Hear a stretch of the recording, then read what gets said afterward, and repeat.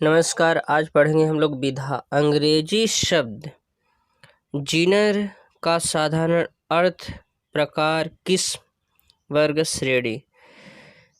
यह शब्द विधि प्रकार की रचनाओं को वर्ग या श्रेणी में बांटने से उस विधा के गुण को समझने में सुविधा होती है। यह वैसे ही है जैसे जीव विज्ञान में जीवों का वर्गीकरण किया जाता है। साहित्य एवं भाषण में विधा शब्द का प्रयोग एवं वर्गकार के रूप में किया जाता है। यहाँ पे दिया है, देख लो। प्रमुख साहित्य।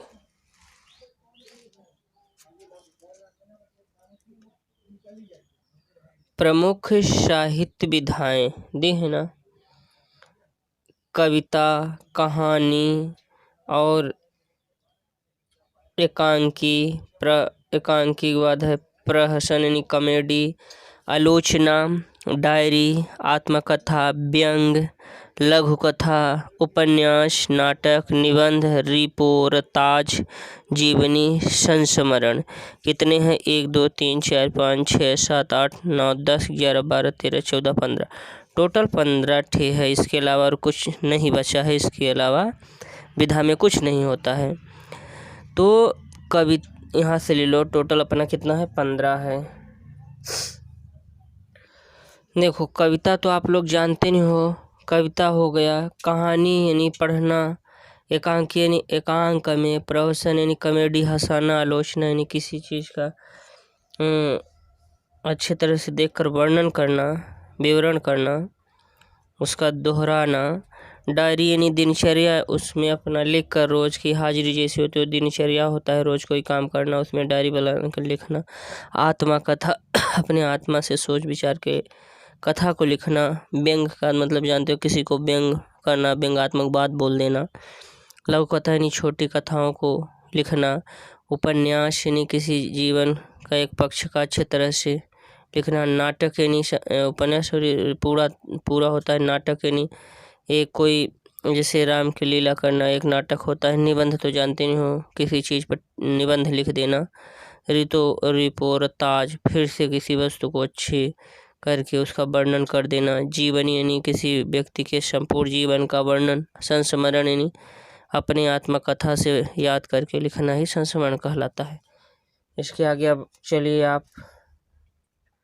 इसके आगे अब आप आ जाइए काव्य। काव्य किसे कहते हैं देख लीजिए। काव्य होता है कविता या पद्य साहित्य की वह विधा जिसमें किसी कहानी या मनोभाव को कलात्मक रूप से किसी भाषा के द्वारा अभिव्यक्त किया जाता है। भारत में कविता का इतिहास और कविता का दर्शन बहुत पुराना है। इसका प्रारंभ भरत मुनि से समझा जा सकता है। कविता का शाब्दिक अर्थ है काव्यात्मक रचना या कविता की कृति जो छंदों की श्रृंखलाओं में विधिवत बांधी जाती है। यहाँ पर क्या कहता है? काव्य। काव्य किसे कहते हैं? तो देखो, काव्य कविता या पद्य साहित्य की वह विधा है जिसे किसी कहानी या मनोभाव को कलात्मक रूप से किसी भाषा के द्वारा व्यक्त किया जाता है। सीधी भाषा में होगा कविता यानी किसी भी चीज़ की कविता ले लेना। पद्य गद्य तो जानते नहीं हो। पद्य गद्य नहीं, पद्य साहित्य की वह विधा है जिससे किसी कहानी या मनोभाव को कलात्मक रूप से किसी भाषा मतलब किसी के बारे में बढ़िया ढंग से उसको बना के लिख देना ही, जिससे पढ़ने या सुनने में आनंद आ जाए या सुनाने में कहानी अच्छे लगे, वही कलात्मक रूप से एक भाषा के रूप में लिख देना ही काव्य कहलाता है। ठीक है। इसके बाद हमारा होता है कहानी। अगला क्या है? अगला चैप्टर है कहानी। काव्य हो गया, कहानी देखो। अब यहाँ पे देखिए कहानी। कहानी हिंदी में गद्य लेखन की एक विधा है। पद्य नहीं, गद्य। गद्य पद्य जानते हो? गद्य का मतलब होता है, गद्य के यानी होता है बहुत विस्तृत लिख देना, और पद्य मतलब होता है जैसे मीराबाई का पद, रसखान हो गए, सूरदास का पद, ये पद होता है। लेकिन गद्य होता है बहुत बड़ा होता है, कहानी रूप से, कहानी ढंग से होता है। देखो, कहानी हिंदी में गद्य लेखन की एक विधा है। कहानी क्या होता है? गद्य लेखन। गद्य लेखन बहुत विस्तृत होता है, एक विधा है। 19वीं सदी में गद्य में एक नई विधा का विकास हुआ जिसे कहानी के नाम से जाना गया। कौने? सन 1900 में एक नई विधा का विकास, 1900 में आई है गद्य, जिसे कहानी का नाम दिया गया। बंगला में इसे गल्प कहा जाता है। कहाँ? बंगाल में गद्य को, कहानी को गल्प कहा जाता है। कहानी ने अंग्रेजी से हिंदी तक की यात्रा बंगाल के माध्यम से की है।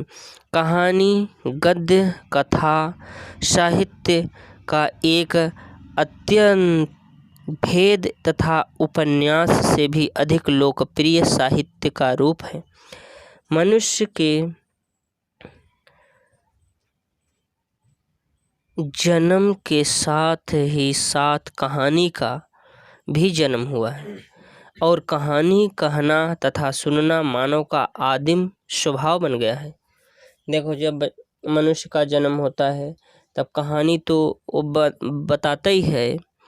इसी कारण से प्रत्येक सभ्य तथा असभ्य समाज में कहानियाँ पाई जाती हैं। हमारे देश में कहानियों की बड़ी बड़ी लंबी और संपन्न परंपरा रही है।